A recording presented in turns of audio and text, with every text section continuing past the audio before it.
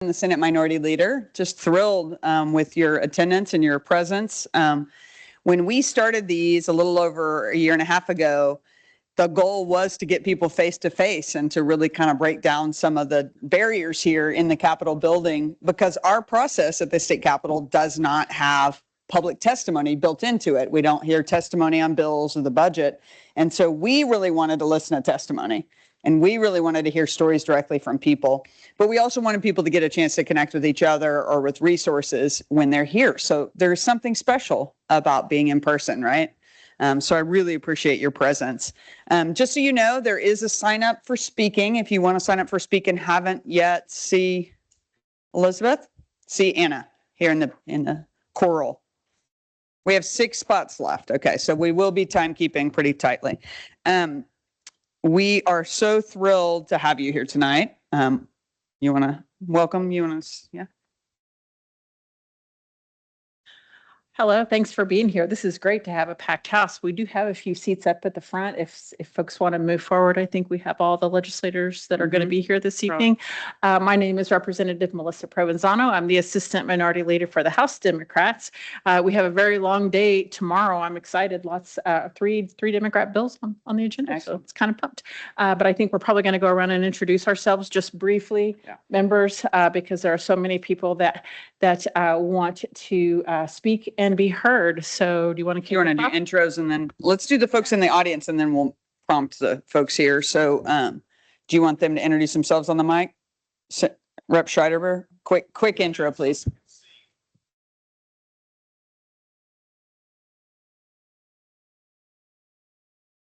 Okay, the first person you see over there is Senator Mary Boren from Norman, Senate District 16. Hi, y'all.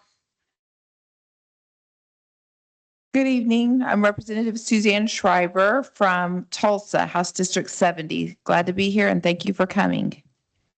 I'm Representative Andy Fugate. I represent House District 94, which is Del City and Southeast Oklahoma City. Good evening. I'm Trish Ranson. I represent House District 34, right in the heart of Stillwater.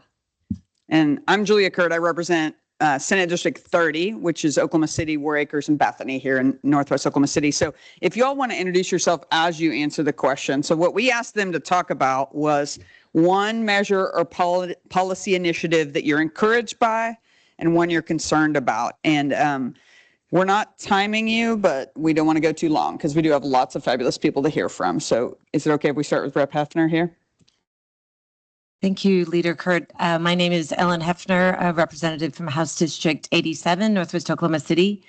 One measure that I'm excited about is the Senate Bill 1325, language from my House bill that will help any domestic violence victim at least know where, have a GPS tracker for someone that has done extreme violence towards them so that they know where they are just when they're close so they can leave.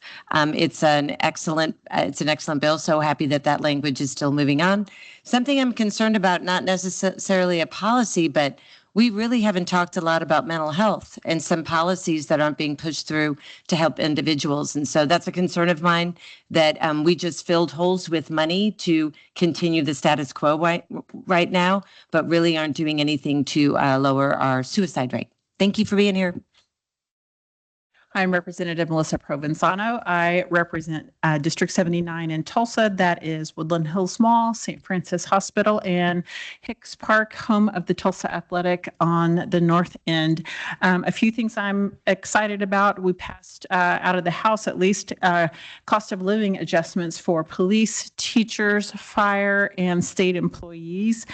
Personally, I'm excited about a bill that I have that builds in new protections for municipal officials, giving them the same sort of protections that we have from online threats and harassment, putting some teeth into that.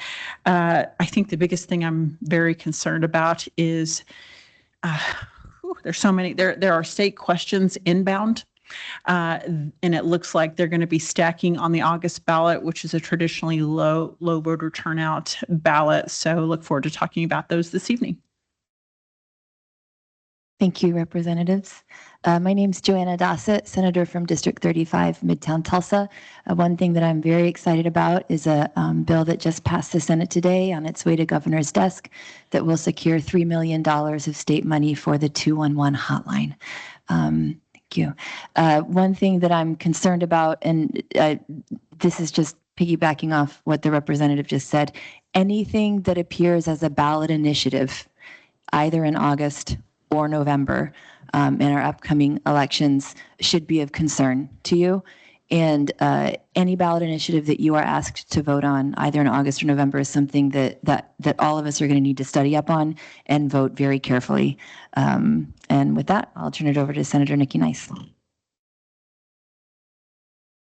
Late afternoon. My name is Nikki Nice. I currently serve as your state senator for Senate District 48, and you are in Senate District 48. So welcome to my house.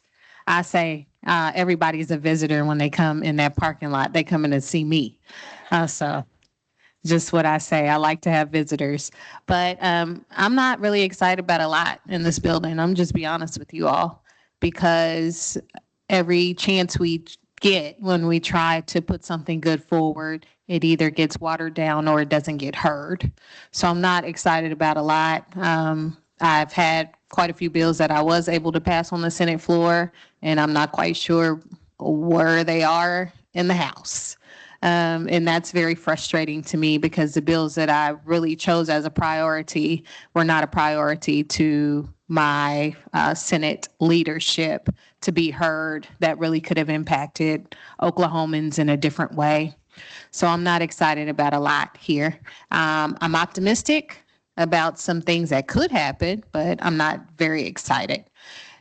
There are a lot of challenges, and I was also going to mention those state questions are the ones that are very concerning and alarming for me as well. I guess the only excitement I have is that we have the power in June to say yes to minimum wage, state question 832. But with that same power, we understand that it will also be taken away by the state questions that will be presented in August and in November.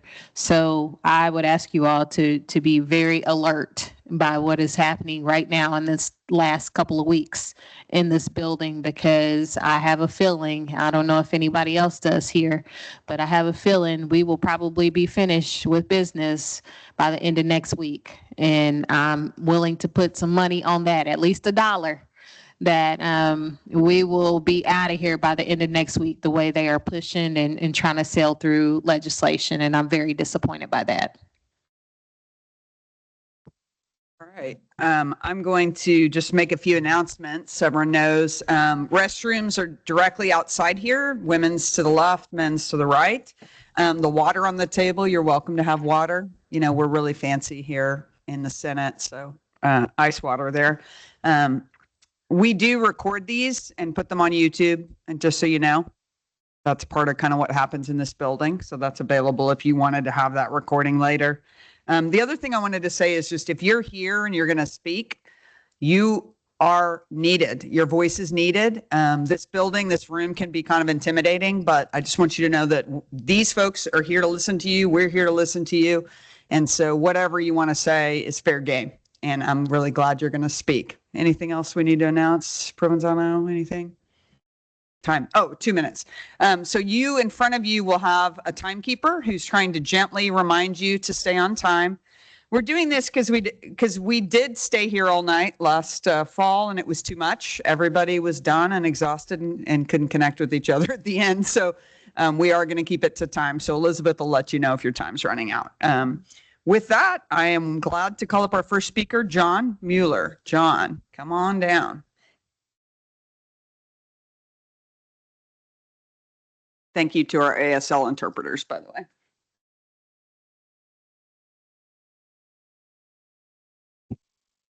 We're on. Okay. Good afternoon. I'm John Mueller. I live in Edmond, and Representative Provenzano, I voted for you when we lived in Tulsa. Okay. My name is John Mueller. I live in Edmond, and I'm here today to promote nonpartisan legislative activity for next year's legislative session. and that is to ban statewide artificial fluoridation of public water supplies. I'm a retired professional civil engineer, mainly water resources, and a former certified water treatment plant operator, retired from my senior engineer position with the City of Tulsa's Water and Sewer Department. And truth be known, the fluoride that is added to public drinking water is fluorosilicic acid.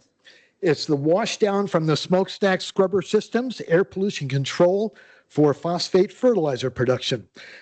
Secretary Kennedy is correct in stating that the added fluoride is a toxic, hazardous waste. And I can tell you that it is the only chemical added at water treatment plants, not to treat the water to make it safe, but to treat the people who drink it without informed consent. And since people drink different amounts, there is no dose control of this forced medication. You can read a lot about fluoride from this book, Fluoride Harm, Suppressed Silence, and Suppressed Science and Silenced Voices. My chapter in it is chapter 27, Retired Before Fired, my experience in Tulsa. The book is an anthology of personal essays by 36 scientists, researchers, dentists, and other knowledgeable professionals and activists. Governor Stitt has a signed copy, as do several other legislators in the Capitol, that I signed and gave them for Christmas presents. Signed my chapter. And also here's a listing of communities around the country who have ended or otherwise rejected the practice of water fluoridation. Okay, here you go. Thank you. Thank you, Mr. Mueller. Christy Hatcher, come on down. Christy. You are welcome to applaud if you're in an encouraging mood. There's no reason not to.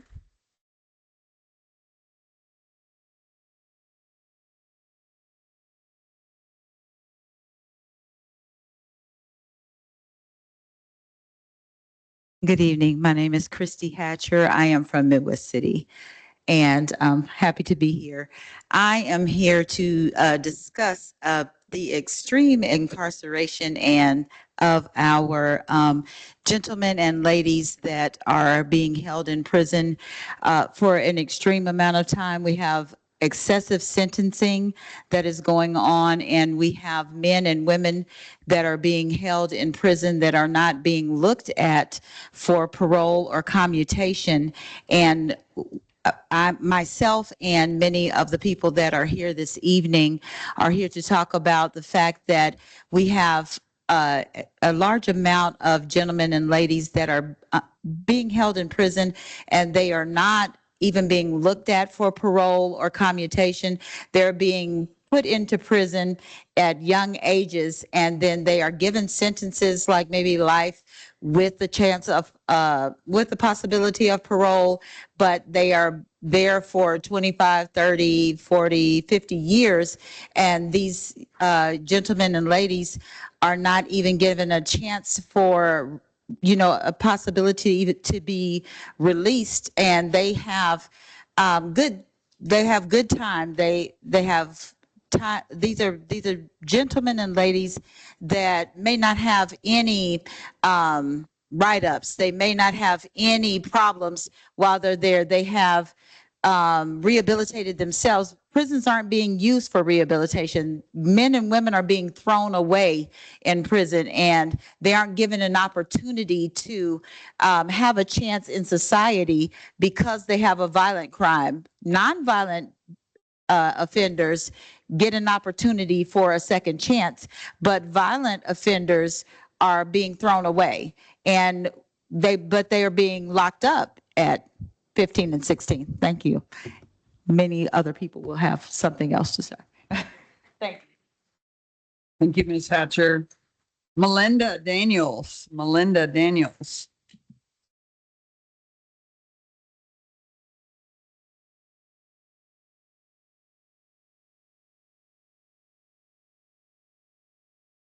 Hello, my name is Melinda Daniels, and I am reading something that a lot of inmates have given to me. So it says, we are tired. We are tired of the political warmongering that uses tough on crime emotional slogans to mask a system that is already violent, overcrowded, understaffed, tough and on taxpayers and tough on common sense.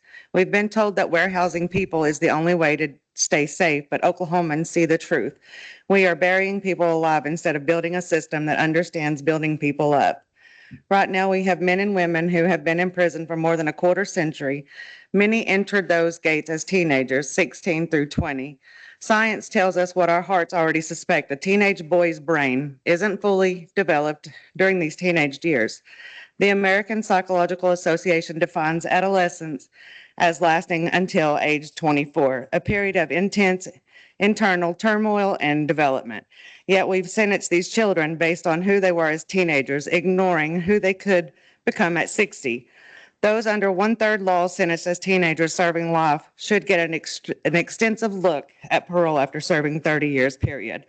It's time to stop the warehousing and start the process of really changing lives. Thank you. Thank you, Ms. Daniels. Lisa Wright.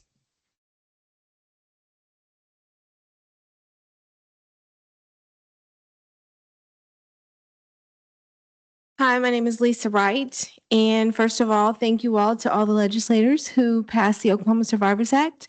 I am a result of that. Was released last year, January 8th of 2025. After serving a sentence of almost 35 years, a sentence of life without parole, and served 35 years. So 1 month shy. I'm here tonight to talk about the changes that need to be seen within the prison system. Men and women are going in at young ages. They're not making commutations. They're not making parole. You come up for your first stage of parole, and they're denied before they're even seen based on the nature of the crime. The nature of the crime is never going to change. People should not be remembered for the worst mistake that they've ever made in their life. Let's look at what they're doing inside of the prisons. They're taking these classes. They're making the changes in their lives. Shouldn't they at least get a hearing before a pardon and parole board? Shouldn't they at least see some changes? There are changes in policies that have happened for several years for nonviolent offenders, but the nonviolent offenders are the ones that keep reoffending. They're the ones that keep coming back and forth. I've seen it. There are good people in prison. Not everyone in there deserves to spend the rest of their life there. Can we look at that? Thank you. Thank you, Ms. Wright. Catherine Cipriano. Catherine.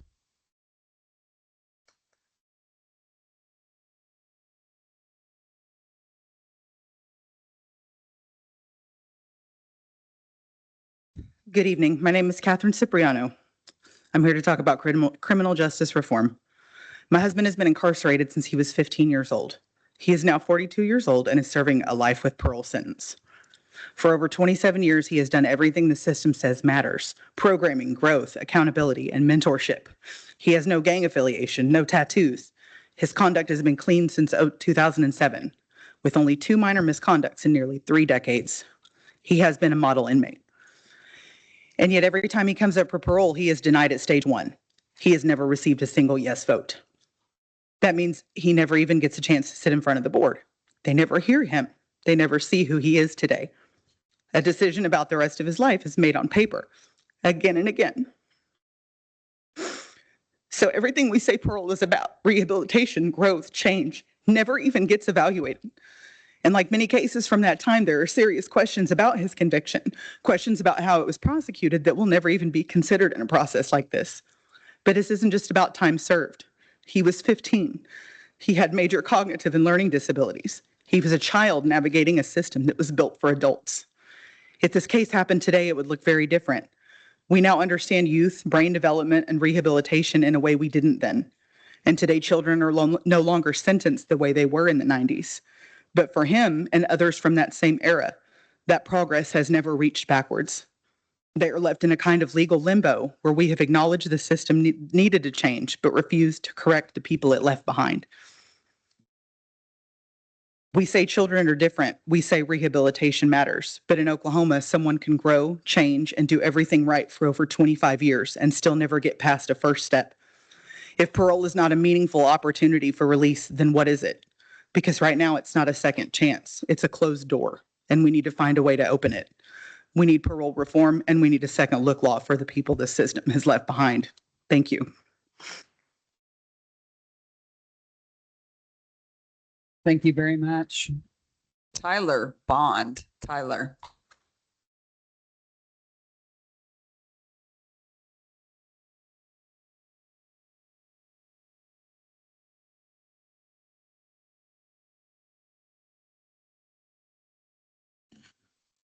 Good evening. My name is Tyler Bond. Oh, is it on? Yeah. Oh, cool. And I work in the disability services field as a job coach and HTS in the Tulsa area. I'm here to talk about a growing workforce crisis in Oklahoma, one I saw firsthand when I worked at an intermediate care facility where people with disabilities live as an administrative assistant. The shortage of certified nursing assistants, certified medical assistants, and other direct support professionals, including habilitation training specialists, and how it is directly impacting people with disabilities. According to a 2022 report by the Centers for Medicare and Medicaid Services data, more than 30% of nursing homes in Oklahoma are short-staffed. That means fewer caregivers, less time per person, and a lower quality of care. And this isn't just a nursing home issue. According to a 2025 report by ANCOR, a National Association of Disability Service Providers, nearly 90% of disability service providers across the nation report staffing shortages, and many are being forced to turn people away or reduce services because they simply don't have enough staff. These workers are the backbone of care. Certified nursing assistants alone provide about 90% of direct hands-on care in long-term care settings, according to a 2025 gerontologist report. These workers help with eating, bathing, mobility, and daily living. Everything that allows someone to live with dignity. But despite how critical this work is, these jobs are often low paying, high stress, and have high turnover. And that creates a cycle. Low pay leads to fewer workers leads to burnout. Burnout leads to even more people leaving, and the people who suffer the most are the individuals receiving care. When facilities are understaffed, people wait longer for help, medical needs get missed, staff are rushed, overwhelmed, and unable to provide the level of care they want to give. In some cases, facilities are even forced to turn away people or close units entirely, not because there isn't demand, but because there isn't staff. So this is not just a workforce issue, it is a quality of care issue, and it is a dignity issue. If we want better outcomes, we have to address the root of the problem. This means investing in higher wages.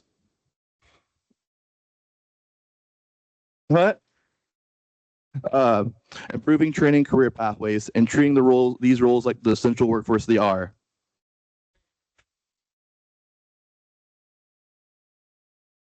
Thank you, Tyler. So Elizabeth says she's not a full-on gong hook. She'll let you finish your sentence at least.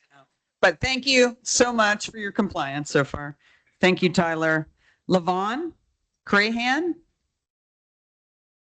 come on down. I'll just kibitz for a minute since as she walks up, which is to say, I'm just already so blown away by the variety of topics, and I'm really appreciating the important topics you've brought to the table already. And just so you know, totally different than the last meeting. So it's just so meaningful to have your voices here.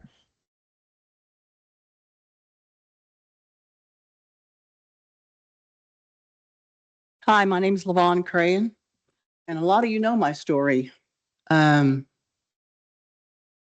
My stepson was 17 when he committed his crimes. They're heinous, no doubt. We're not arguing that. He didn't fight it. He confessed. He threw himself on the mercy of the court, and the court has flattened him. He's been in prison 35 years. 35 years. He's 55 years old.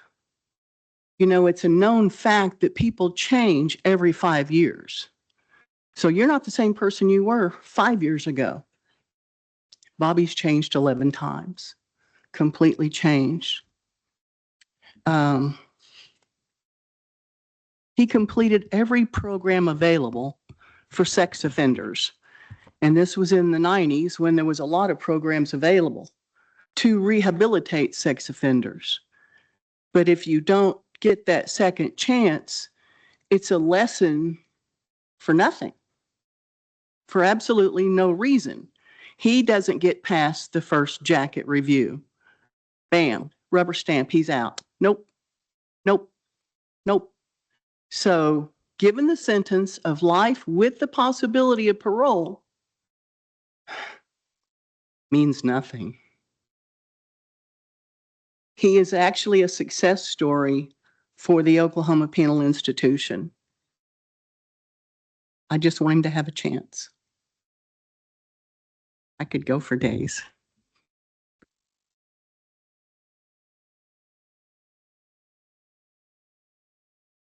Thank you. Mark Campbell. Mark.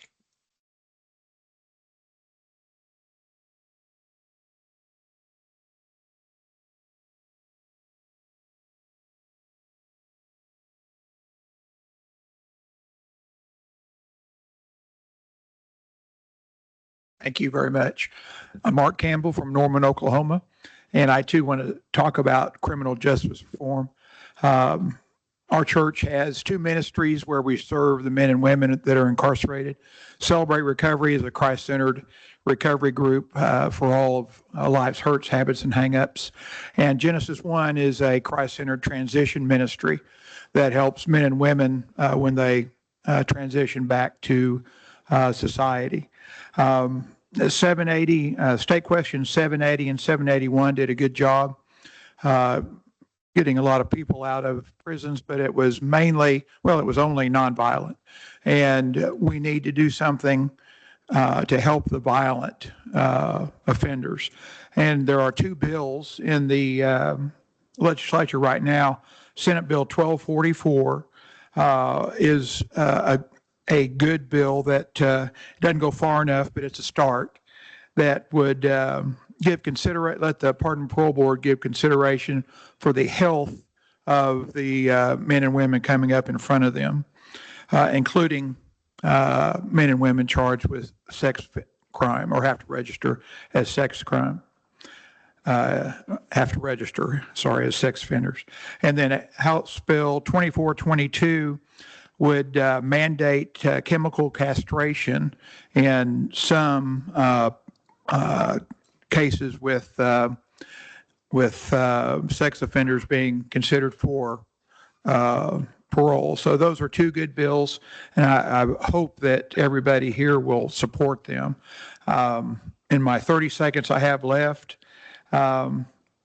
there 30 years ago, if you'd told me I was going to be going into prisons ministering to men, I would have said you're crazy. But God had other ideas. These men that go in, God works in their lives too. And I've seen a man at Lexington that's been incarcerated for 35 years, started a program called Iron Sharpens Iron.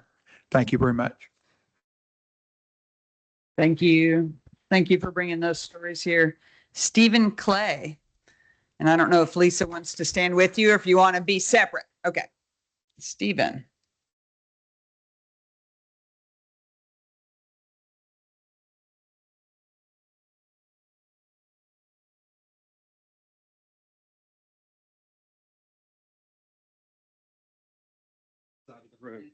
Okay, yeah, I'm Stephen Clay from Carnegie, rural western Oklahoma. I'm a farmer, and I also have a stepson that's incarcerated. And ordinary Oklahomans, rural Oklahomans would be appalled at our system. It is not a Department of Corrections. It is a Department of Punishment, a Department of Corruption, from the district attorneys and the cops all the way up and all the way down. Through this thing, my wife and I Lisa have become volunteers through Crossings Community Church. We volunteer at Great Plains, at Hinton. We have literally met and interacted with hundreds of, mainly guys, of incarcerated individuals. We've learned their stories, we've looked them up, we are sentencing kids as adults, kids that cannot purchase legally tobacco or alcohol. The law says they are not adults. That's what we're doing in Oklahoma. And it's time that we catch up with the brain research. And why do we even offer opportunities for these guys to rehabilitate themselves if they never have a chance to come out into society? We're judging them because we're mad at them or we're scared at them, and it's at the expense of the taxpayers of this state, the resource, and on the backs of the families. You can't imagine how much money I was out of over the ordeal. Please, we need the loved ones and the volunteers, we need to band together and get some common sense, talk to rural Oklahomans, and conservatives need to hear the story because they're paying for it too. Thank you so much. Thank you, Stephen. Lisa, come on down. Thank you to the Clay family for being here.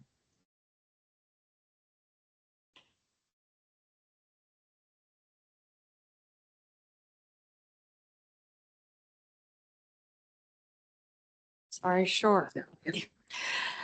Thank you again for letting us speak. I appreciate all the time that you're giving us. Again, my name is Lisa Clay.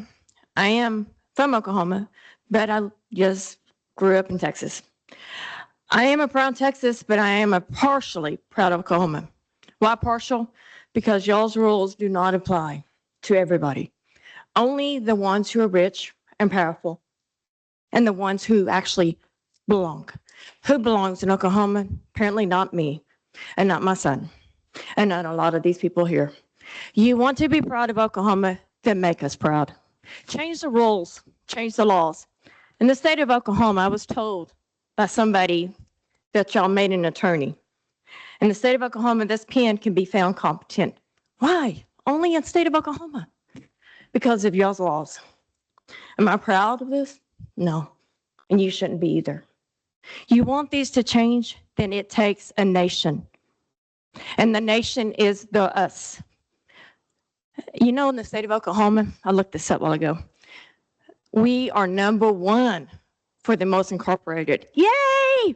We got the most incarcerated people. Are you proud of that? I'm not. Why is that? Because of the laws that apply should not apply to everyone. Why is it that you can be rich and pay your way out, but you can be poor and pay your way in? Why is there so many homeless? Because we allow it. But yet in Western Oklahoma, there's so many people that are homeless that just 2 weeks ago we helped a guy, paid a guy to stay in a hotel because nobody there would help him out. He had done no crime. He has nothing against him, but got kicked out of foster care. The foster care does not apply good, so we go to prisons. We get out of prison, where do we go next? Homeless. If we do not change these laws, then who will? So please work with us and help us. Not just my son, but everybody deserves a chance. Thank you.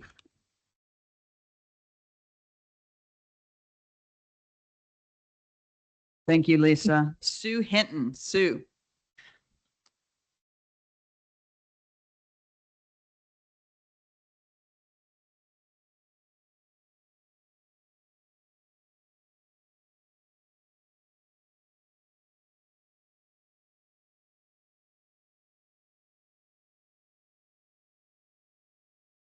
I am not a microphone trained speaker, so if you can't hear me, wave your hand. I'm Sue Hinton, and I live in Norman. I'm a prison volunteer at Joseph Harp. But the most probably remarkable thing about me is that I have attended the Pardon and Parole Board meetings, just about every single one of them, for 5 years. And I've figured out some things that could help with our over-incarceration problem in Oklahoma. It would also save tax dollars. And it actually passed the House of Representatives in 2025, was not picked up by the Senate in 2026. What is that solution? A full-time Pardon and Parole Board. Until 1999, all parole-eligible inmates were interviewed by the Parole Board every year. At the time, Oklahoma incarcerated about 12,000 people. Today, the Parole Board interviews about 30 violent inmates each month. They rely on jacket reviews or file reviews to decide which prisoners to interview. Meanwhile, our prison population has grown to 22,000.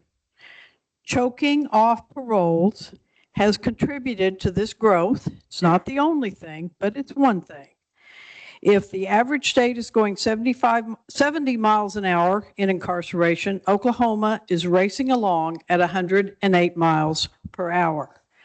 Our part-time parole board members earn about $24,000 a year. Theoretically, this means they work 10 to 12 hours a week, 40 hours a month. They spend 15 to 20 hours in regular meetings.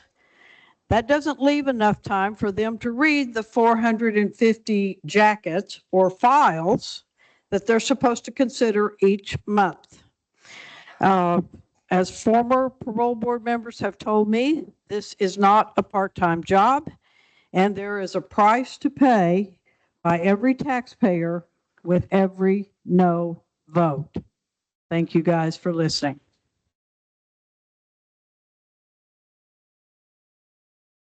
Thank you, Sue. Marvel? Oh, excellent. We'd love it. Yeah, if you'll leave them with us, that'd be great. Mackenzie. Great.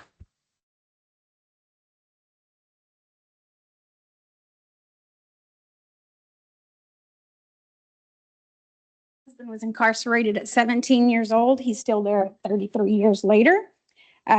He actually ended the life of his abuser. We're actually going to go for the Survivors Act. However, it's only encouraging to see the only person that can make it through it here, because we've gone up for parole multiple times, starting in 2007. He's had no answers. He did have 2 yeses, but 2 nos, and that means negative for the inmate. That's an automatic no. I see it month after month after month. Juveniles, he was 17 when he went in. Juveniles are getting no relief whatsoever. They need us to speak up for them. They weren't able to speak then. They were silenced. They're silenced now. Years later, I know people, sorry, I'm a nurse. I know people that have been incarcerated for 20 and 30 years. They were told, as my husband was, 15 years and you'll be out. It's not facts. We know that as our family members. We're being the victim of the system now, because now we have to buy sheets and shirts and underwear and blankets and pillows and pillowcases, you name it, because we as taxpayers can't keep up with this growing population. We have to buy their food. We go into visitation that is very difficult to get into now, I might add. I've had to call every single day, day in and day out. Now you can put it online. That's even a hard task. I was told a month ago, maybe I should tell the person I visit to not go to jail. We're not in jail now, we're in prison. And this person works for the DOC, and this person continues to do these kind of things. They call me and hang up and call me and hang up so that I don't get a visit. And I am persistent. And again, my name is Marvell. They haven't met me in person, and they don't know how persistent I am. And I will be there every weekend, no matter what, because this was my 8th grade sweetheart. He did the crime. He said he did, and he did it for a reason. This man also tried to rape me at 13 years old. So he deserved to get what he got. And I'm glad you guys listened. Thank you. Appreciate you. Thank you. Vicki Wernicke. Vicki.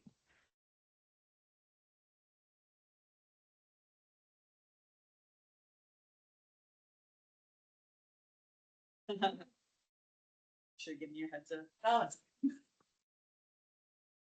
Hi, I'm Vicki Wernicke. I'm from downtown Oklahoma City.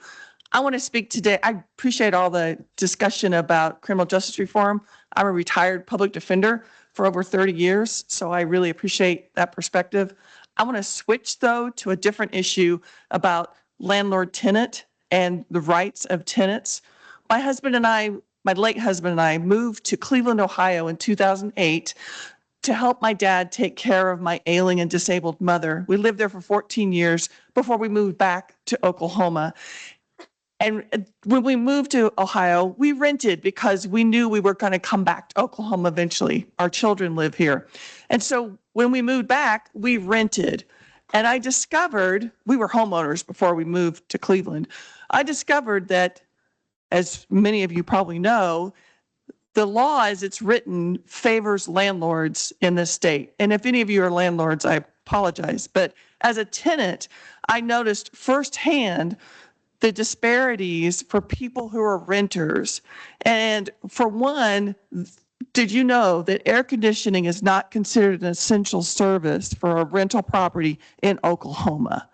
Now, I understand that a while back, maybe last year, there was a bill that passed that would have made it, and the governor vetoed it. I think we need to bring that back because you can't live in Oklahoma and not have working air conditioning. I discovered this because we were renting a house that was owned by an out-of-state corporation. Air conditioner went out Memorial Day weekend. They didn't fix it till the end of June. And I'm an attorney, and I was, being persistent. My husband had end-stage renal failure. Being in a house that was too hot was dangerous for him, and he didn't die right then, but he did die a year and a half later. I think we need to fight more for people who are tenants because we know that getting evicted from a rental property puts you one step closer to being an unhoused person. Thank you very much. Philip Meadows. Philip, come on down.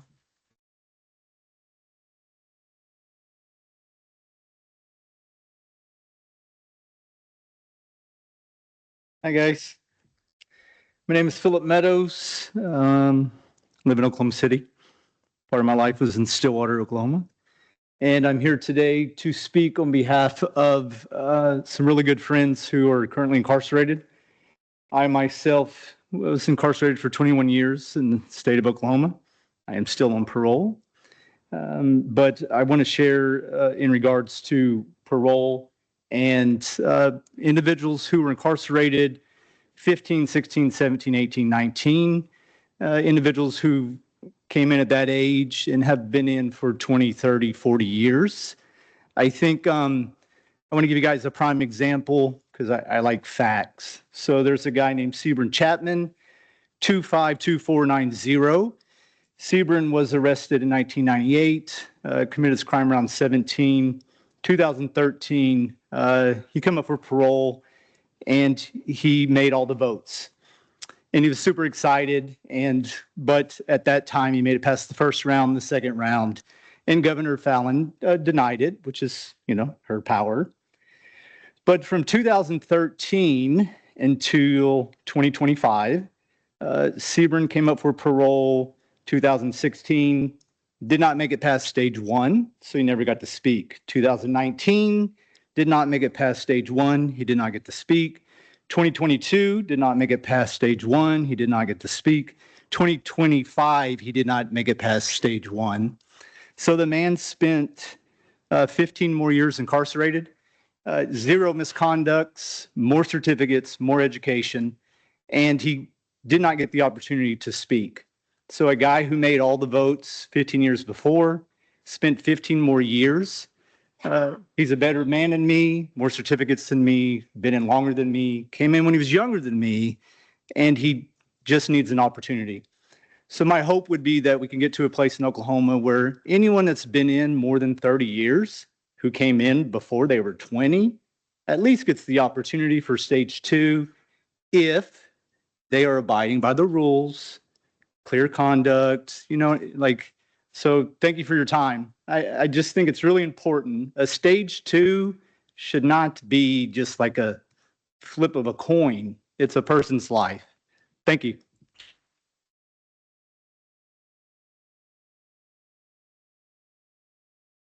Colby, you ready to come on up? Are you guys going to come up together? Or are you going to Yep. Okay, come on up, guys.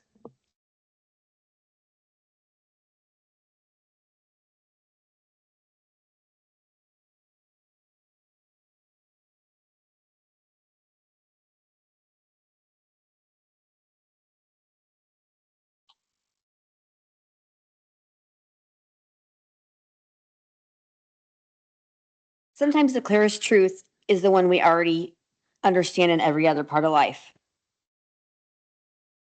Firefighters don't put out the biggest fires, then they say, okay, we are done. And they don't take all the hoses, the ladder, and the fire truck away while people are still watching the building burn. A teacher does not get to say, I covered my lesson plan, and the 5 kids in the front row can now add.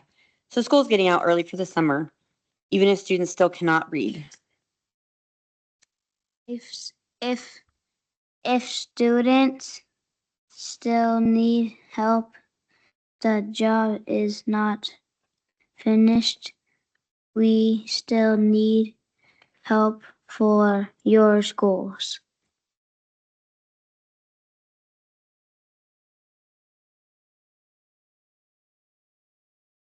If people are still hurting, the work is not over. Our friends are hurting, and we still have work to do. A doctor does not get to say, I stopped the bleeding.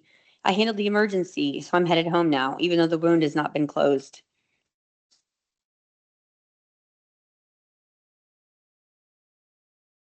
A parent's job is more just than paying the bills. Kids need rules and playtime. You cannot call a household successful just because the bills are paid.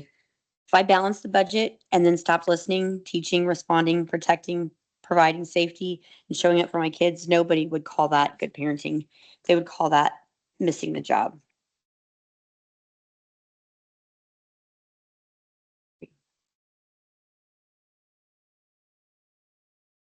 You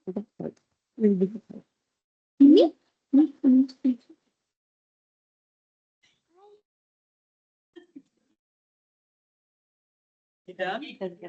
All right, thanks, guys. Colby, Keith, Camden, and their mom, Esky, helped. Thank you. Appreciate you guys. Milena Valentine. All right, come on down.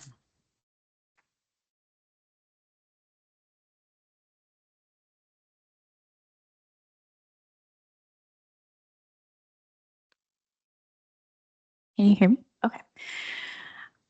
Oh, my heart's pounding. Hi, my name is Melina Valentine, and I am a current student in Oklahoma, but also a member of my school's Civic Engagement Club. I'm here to speak about the barriers students face when trying to pursue higher education while working. I'm not speaking about this as a distant issue. I have experienced it firsthand. I previously worked full-time at Costco, the corporate office. That is where the old Hertz building was, for almost 4 years. And during that time, I struggled to balance work with school. There are currently no policies in place federally or within the state that guarantee even minimal flexibility, like having just 1 day available for in-person class attendance. Now, as I look for new job opportunities, I'm running into the same issue again. There are positions that seem promising, but they require full-time availability with little to no flexibility. This creates a difficult choice. Do I continue to pursue my education, or do I meet rigid job expectations to just stay employed to ensure I can put food on the table? We often hear that employers want a more educated workforce, or there's a limited supply of highly educated candidates. We are encouraged to go to college to build skills and to contribute more to our communities. As things stand right now, the system in place makes that incredibly difficult for working students.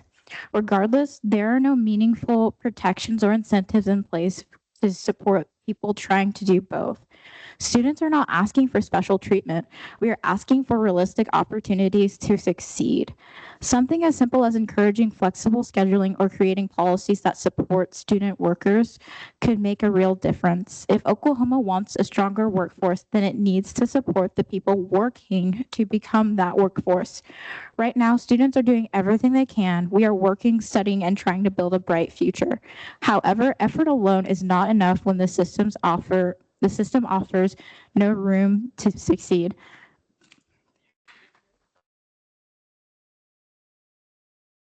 Thank you, Melina. Thank you for coming. Sophia Primo. Sophia, come on down. Thank you for being here.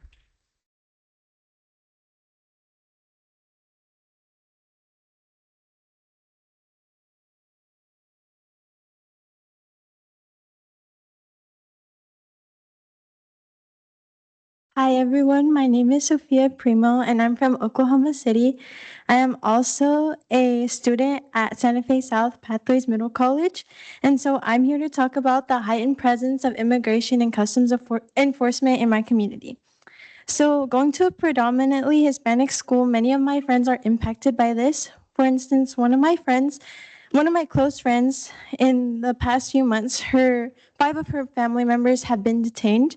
And so she's afraid that when she goes home, she won't be able to see her parents because they may be stopped and detained, whether that be on their way to work or picking her up from school or just completing simple tasks such as going to the grocery store. And then in addition to this, another one of my schoolmates has been impacted by this. She was recently hospitalized in the intensive care unit, and one of her main concerns was that for her seeking medical care, she would be detained. And so this is a significant issue that needs to be discussed. Additionally, I am afraid that this will lead to chronic absenteeism and enrollment in schools with the next school year approaching. Additionally, I'm afraid that minorities will no longer pursue a higher education. Kids shouldn't be afraid to have to worry about these things, but rather focus on going to school, playing with their friends, graduating high school, choosing decorations for their dorm, and more. The stories that I just shared with you are just a few of the many that deserve to be heard. We need to keep families together, and we need to help inspire the next generations to use their voice. So thank you for listening to me. Thank you, Sophia. April Sloan. April Sloan. Thank you, Sophia. Oh, there's April.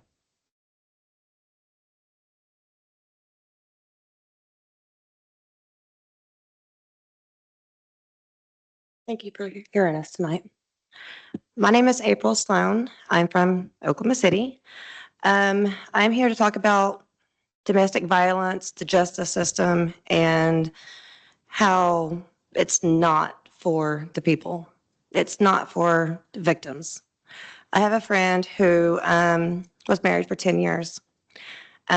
She has 4 kids, and there's no scars and no bruises from her marriage, except for emotional and mental. She is still fighting. She left him, and now she's in jail. Just sitting there, has yet to been able to see a judge. We need more. And I do believe I emailed you about this. We have been to different places, Palomar and other places. They help where they can, but then we hit a brick wall. There's not enough help. And right now we are just facing a brick wall. I helped my daughter back in 2019. She was married, abused, left out in the cold with her young children. I ran into the same roadblocks. If it wasn't for the Native Americans, we would be still hitting the brick wall. And I've exhausted all the resources that I can find and think of.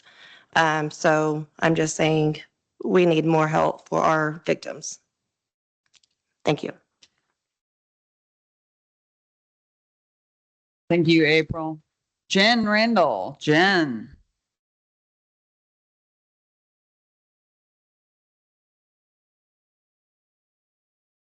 Did Jen disappear? Oh, there's Jen. She's helping with kiddos.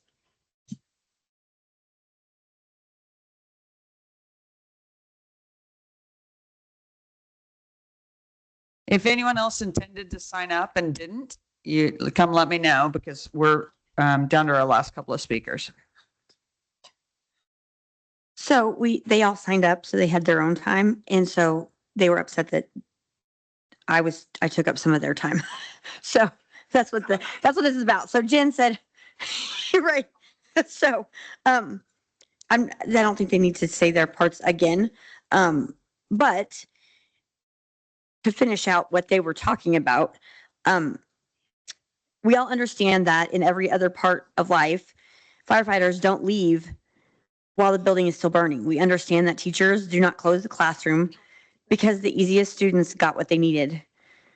We understand that doctors and nurses don't walk out because the first emergency was addressed while people are still hurting. And we understand that a parent is not finished because the budget is balanced if one child is still waiting to be heard, protected, taught, or cared for. So the question is not whether leadership can end session early. The question is what it says to the public if they do. Because this is the people's house. And if people are still waiting, still hurting, still trying to be heard, then the job is not finished. The official deadline for this session is still May 29th. That is the outside limit set in the calendar. So if leadership chooses to leave before then, the people have a right to ask what that message sends. We are a state where only 23% of fourth graders are at or above NAEP proficient reading in 2024. We're a state where we just came off of 5 consecutive years with more than 100 victims who were killed due to domestic violence in Oklahoma. And while all of that is true, the state is also projected to end fiscal year 2026 with about $4.4 billion in reserves and cash savings. To put that in perspective, 4.4 million seconds is about 51 days. 4.4 billion seconds is about 139 and a half years. That's the difference between saying million and billion. And yes, the governor himself said earlier this year, I've already constitutionally maxed out our savings account. I can't put another dollar in our rainy day fund. So when people hear that leadership may leave early because the budget work is done, what they hear is this: your unfinished needs can wait. Your still burning fire can wait. Your child who cannot read can wait. Your family in crisis can wait. Your bill can wait. Your voice can wait. That may be legal, but in every other profession we just named, leaving while the work is still burning would be called a failure. In a home, people would call it neglect. In the people's house, it should not be called leadership. And here is where I want to flip the script. This cannot be just about begging leadership to listen better. At some point, the message has to reach the public, because when elected officials ignore people or decide the work is done before the people say it's done, the answer is not silence. The answer is turnout. The answer is voting like public service belongs to the public again. If people are still waiting, the job is not finished. And if leaders stop listening, then the public needs to start voting like it knows that.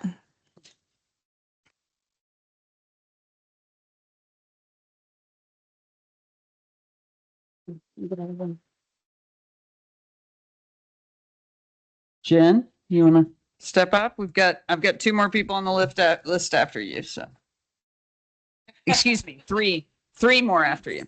Okay, next time I'm going before Miski. No. Thanks. So my name is Jennifer Randall and I work for the Developmental Disabilities Council of Oklahoma. I'm here to talk to you about disability forward housing and why it matters to Oklahomans. Right now, Oklahomans with developmental disabilities are living with family members, often well into their adulthood. Now, this may be their choice at this time because their family can support them and they can provide an accessible and affordable house. But this is a huge issue for Oklahomans with developmental disabilities as well as other disabilities. All Oklahomans deserve the same opportunities to live, learn, work, and play where they choose and with the appropriate supports as needed. Disability forward housing simply means we're designing homes and communities that work for people with disabilities from the beginning, not as an afterthought. This means no step entrances, wider doorways, safe bathrooms, smart home supports in locations that are close to transportation, healthcare, and community life. It also means housing that people can afford. Disability forward thinking is also much bigger than housing. This is a mindset. When we design our systems that work for people with disabilities, we create our systems that work better for everyone. Older adults, veterans, families with younger children, and anyone who may need support at some part of our lives. Disability forward thinking is smart planning, it's economic development, it's how we keep Oklahomans in their communities, working, learning, and contributing. Decisions made in rooms like this one will determine whether we build a future that includes all of us. Let's choose a disability forward Oklahoma in everything we do and reimagine our communities for all. Thank you, Jen. Elizabeth Debo, come on down, Elizabeth.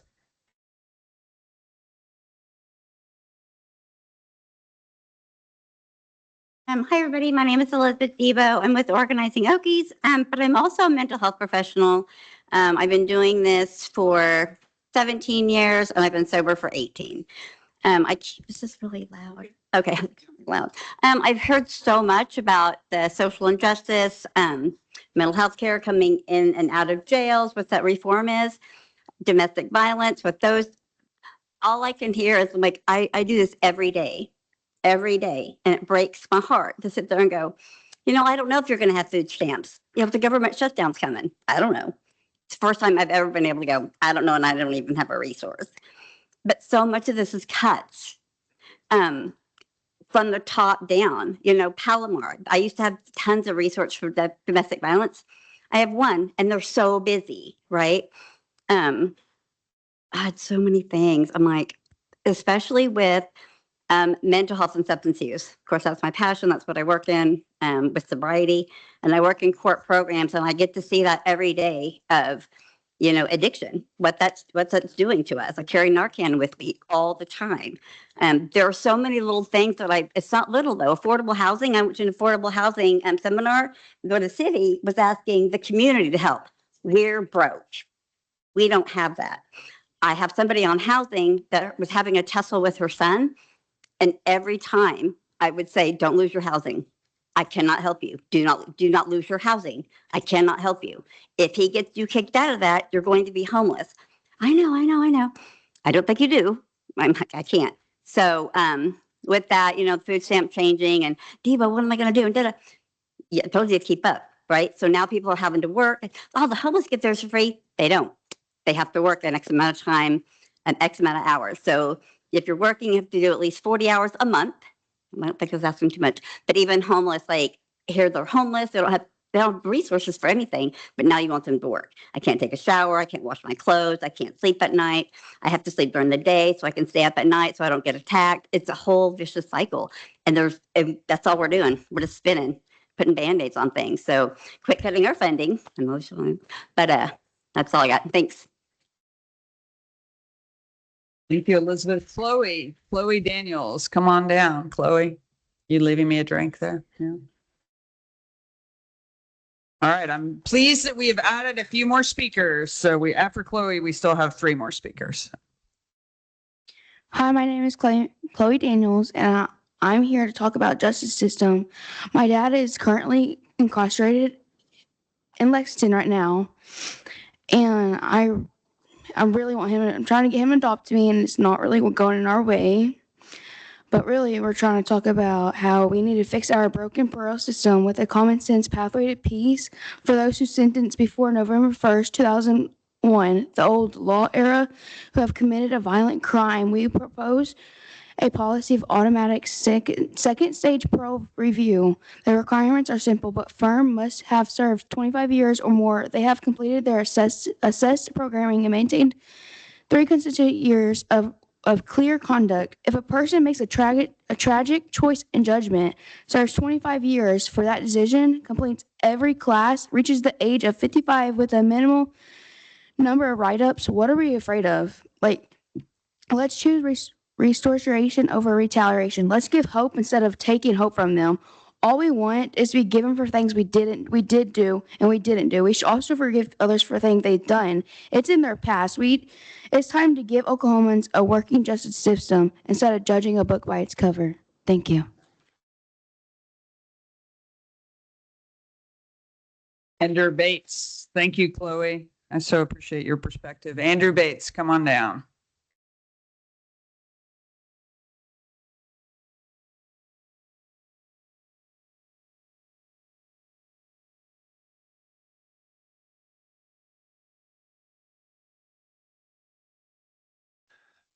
Hi, everyone. My name's Andrew Bates. I'm from Edmond. I'm an intern up here 2 days a week. I get jokes every once in a while about, like, when I show up to stuff like this, like, oh, you couldn't get enough, huh? And it's like, yeah, here I am. One of the things I kind of resonated that Senator Nice was talking about at the beginning of this is it's easy to get down on when you come in here and you see some of the things that pass or some of the things that don't. But then I thought about, why do I come to things like this? I don't have to be here. And then I realized, when I see, people like the legislators or people like Anna, Elizabeth, and Malia, who I know are working every day despite these setbacks, it gives me maybe the motivation to try and fix things myself. And I just want to say thank you to them, but also to everyone that's here tonight. It's inspiring that you care and that you're out here doing something. So seeing you guys show up, I'm learning a lot about whatever you want to say about our criminal justice system right now. It's inspiring to me, and I want to just thank you for that. I really appreciate what you guys are doing, and keep trying. That's all you can do. Thanks. Thank you, Andrew. Etta Young, come on down.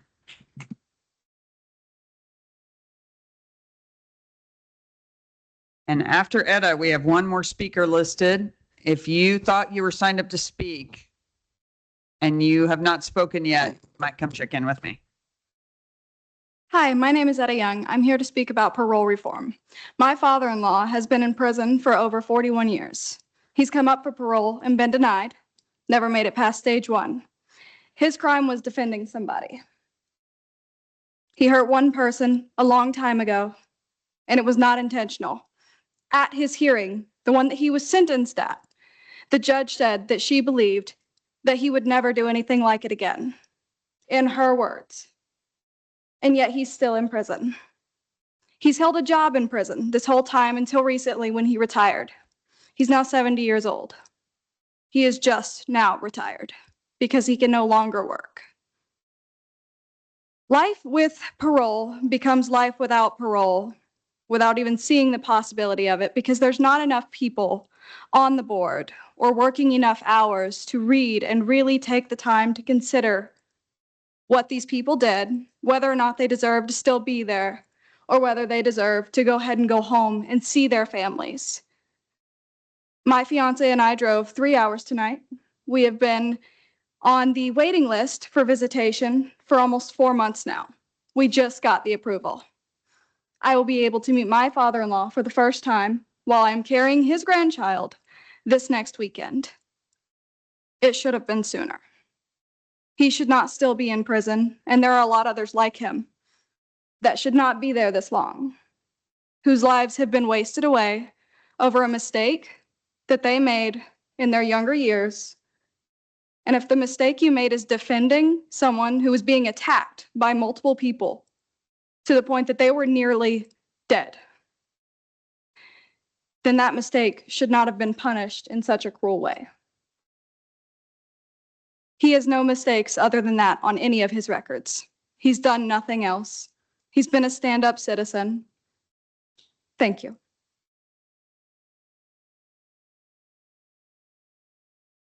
Thank you, Etta. Gerardo Martinez. Gerardo. Oh, there he is, right there. Perfect. Thank you. Thank you.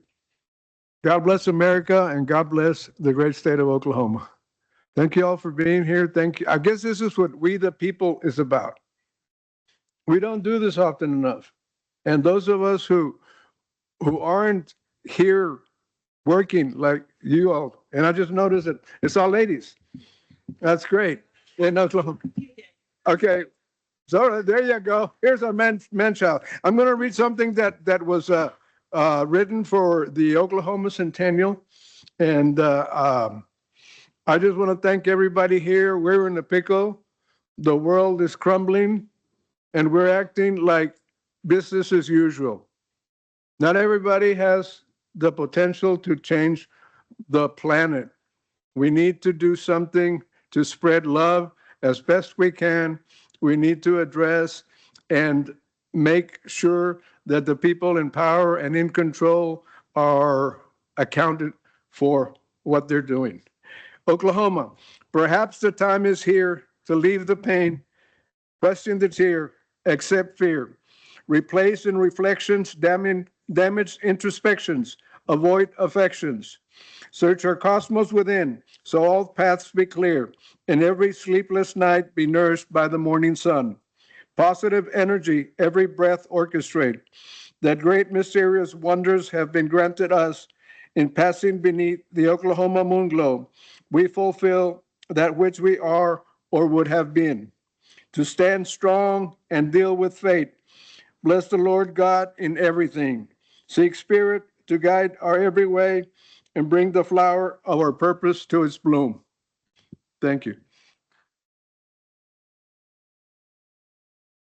Now I have a few more things to say and I'll be real quick. Okay, I'm almost done. DEI, are we allowed? MAGA DEI, decimate, eviscerate, incinerate. GOP, graft over progeny. ICE, Trump ICE, insidious criminal enterprise. That's what we're facing. And I know that as strong Oklahoman people, we need to invite the Republicans that put this into play to understand that this is what they're bringing onto their families and onto the planet. So this is an invitation to the Republicans that are involved in this situation that I just read so that they can kneel and say a prayer, that they open up their hearts to be able to find a balance in our world so we might survive as humans. That's part of it. Now, as far as housing, new home design, we have, okay, got to stop. Humane actions, not religious corruptions. Thank you for having me.